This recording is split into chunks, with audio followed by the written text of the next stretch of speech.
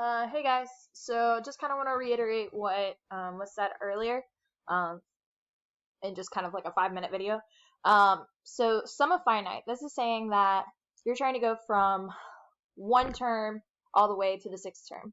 And y'all talked about sequences and series in Algebra 1, and I know like everybody forgets about Algebra 1, but go back and watch that video over sequences and series. So series are where you've got numbers and you're adding them together, like it's one after the other. They're normally multiplied. So for instance, between 1 and 3, that's a multiplication of 3. From 3 to 9, that's a multiplication of 3.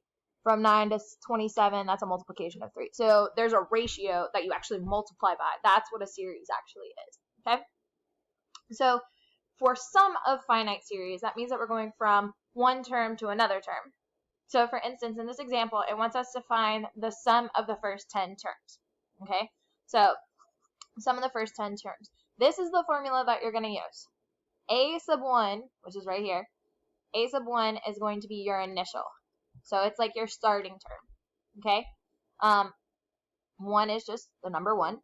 R to the n power, that is your ratio raised to whatever power that you're trying to find. So if you're trying to find the 10th term, n is going to be 10.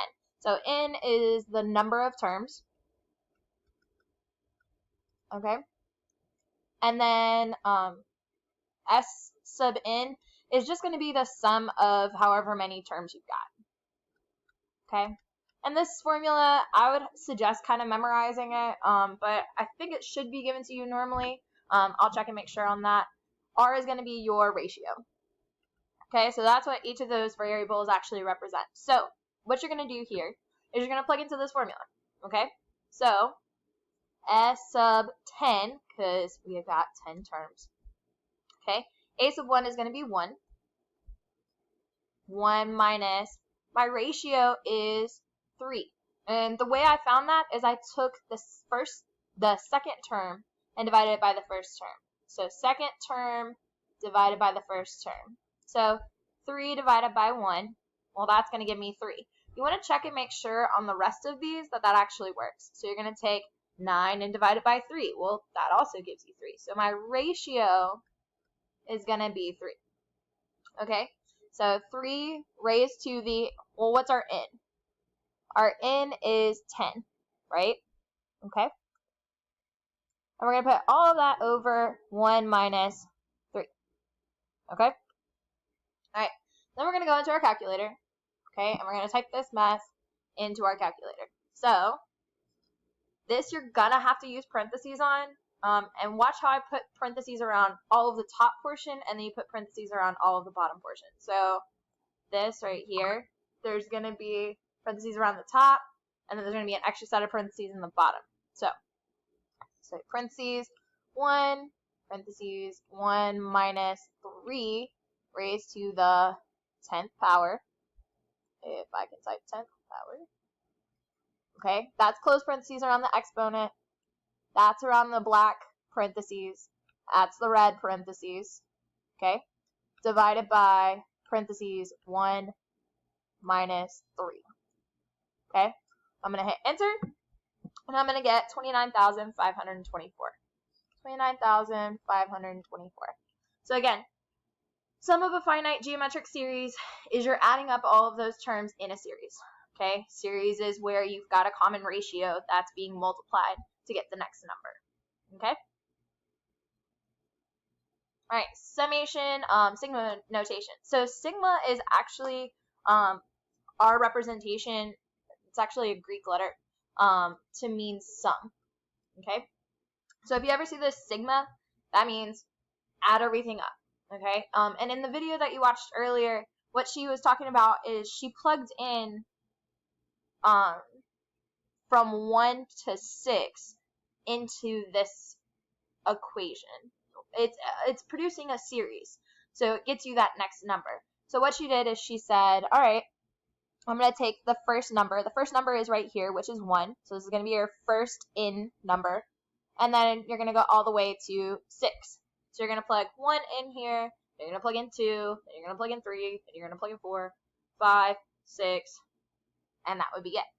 Okay, so you could write this out. Now, this is a really long way to do it. And ain't nobody got time for this, right? And you would do this. I'm sorry, I'm going backwards. That's okay. It gives you the same thing. And 4. I just want to show you that this will give you the same thing. And you can plug this into your calculator.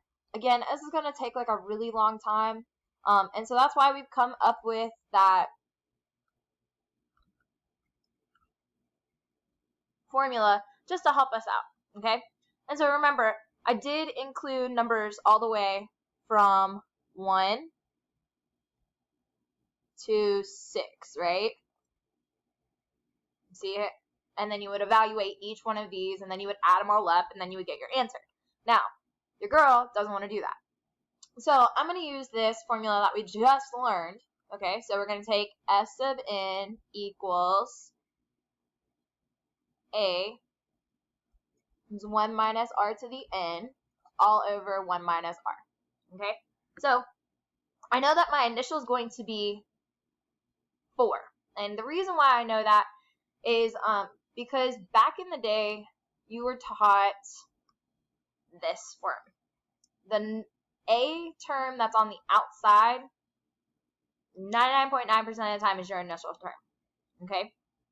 If I plugged in 1 here, that would give me negative 1/2 raised to the 0 power, and that is 1. Well, 4 times 1 gives me 4.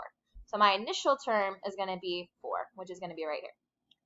My r, well, I've got to figure out the difference between the first term and the second term. So this is where you actually have to evaluate, which kind of sucks.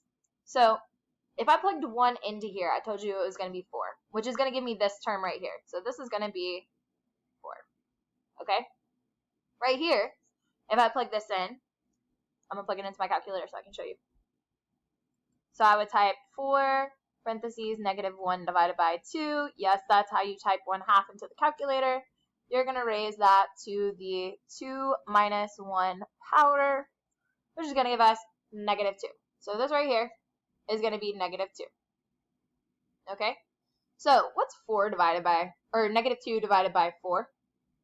That's going to give me negative 1/2.